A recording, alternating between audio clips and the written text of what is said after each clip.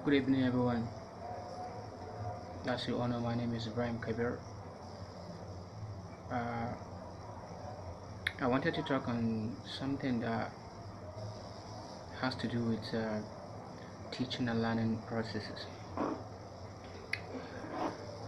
I'm nobody in the teacher line, and I don't know much about it, but with the little I have, I can be able to achieve in something that somebody may take use of and develop his IQ in the field I want to talk about. So many students of nowadays fear or have the fact that mathematics and physics are just a toe subject or a toe courses that they don't want to even do. In fact, they hate the teacher or a lecturer that is taking this subject. I don't think there is something very difficult in them that somebody can fear up or somebody can run away from due to. If you take mathematics as one of the subjects, among the subjects that we normally offer in secondary school, high level, and so on and so forth, mathematics used to be the simplest and one that you can at least pass easily, especially when it comes to exam. Why? Because it has a very common process of solving. It has unique processes of solving. So once you understand the process, so I don't think there will be anything difficult that will bother you up to even fail. No. So actually, knowing the processes in the mathematics is just the main thing, and that's what everybody supposed to do to learn or to solve math.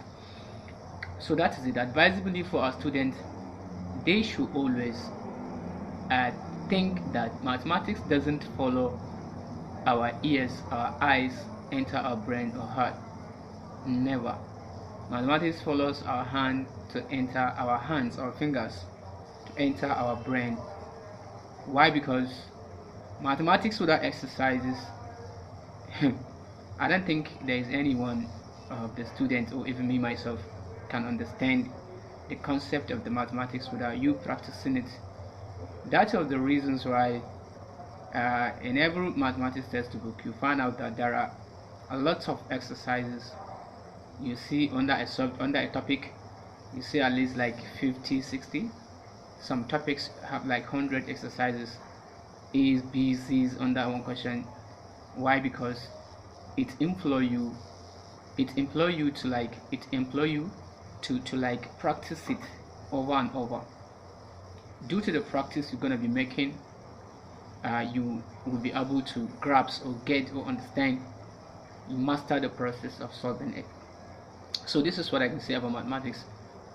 Despite the relationship between the math and physics doesn't mean they should have the same difficulties or the same approaches. No, mathematics have different approach as well as physics. Physics also has its own different ways of approaches. Physics as a subject, it doesn't need it doesn't follow hands to enter. No, it follows brain. Our eyes is functional. Our eyes and our ears play a very vital role when it comes to learning physics.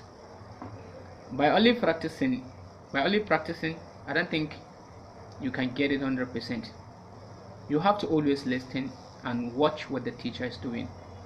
There is the main important thing, which is formula presentation.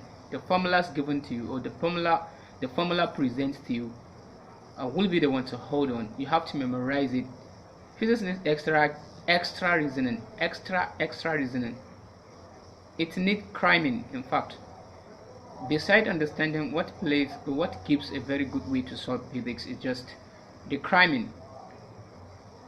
You are going to be given formulas. If you don't cram that formulas, how do you think you can pass? I don't think you can solve anything. If you take an example, gravitational force of attraction between two bodies. Once you are given that F equals to G_mm over R square, so that's what you will hold on. If you cannot remember F equals to G_m1m2 over R square, that means you don't know how to solve that question. So forget about understanding only. I want you to understand definitely, but beside understanding there is an important thing, which is cramming. cram all the formulas given to you. Make sure they are in your head intact so that you can be able to remember anytime you want to use them. So this is all I can say about it. Physics, this is what the physics need. You cannot just understand and go free. No, you have to cram. That is it. So physics need cramming.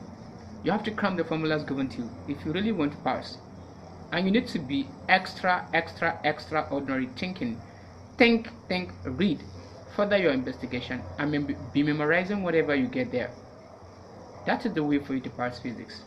Not mathematics that you can just understand and leave. Once you know the processes used to solve a problem, if I use method A and solve a problem, you use method B and solve it. Once we arrive at the same answer, what else again in mathematics? We don't need anything. There are so many teachers, so many lecturers mark method. The methods that a student use to solve the problem will be marked one by one, bit by bit. Yeah, it's necessary. That's how the mark will be distributed. But mathematics give you a chance to look for a process where you can follow to get your problem solved. Yes, it gives you that chance. If I, the teacher, give you a method, you as a student, you can go and develop your own personal method that we can arrive at the same plane. It's very, very necessary and it's accepted. Unlike physics. Physics has a unique formula. That uniqueness is what makes it very, very, very taught to some students. But the point here is, please don't hate physics and math. Besides they are important in an academic line, it also has very, very vital and important in our life. Without mathematics and physics, your things should be just somehow. I'm saying this not because I teach physics or mathematics, no. It makes you clever more. It gets you wiser more than what you expected. It helps you estimate yourself to a certain point where nobody will be hurted and you will never hurt anybody. Nobody will hurt you and you will never hurt anybody. That's what is called self-esteem. What does it mean by self-esteem? Self-esteem is nothing but mathematics and physics. So once you learn mathematics and physics, you get yourself self-estimated. Nobody will be hurt by you and you can never be hurt by anybody because you limit yourself to a certain point where you cannot offend anybody and nobody can offend you. That's just it. So I'm happy to be a mathematician and physicist at the same time. I don't know anything, but I'm trying at least. I'm a student also. You student, fellow student, please, we should help ourselves and stay in the physics and mathematics. I don't mean you should do it necessarily, no. You can choose a subject, or maybe your father or mama choose a subject for you or a course for you. That is another case, but if you have interest in it, please take it. It's very, very important. Thank you very much, ladies and gentlemen. Bye.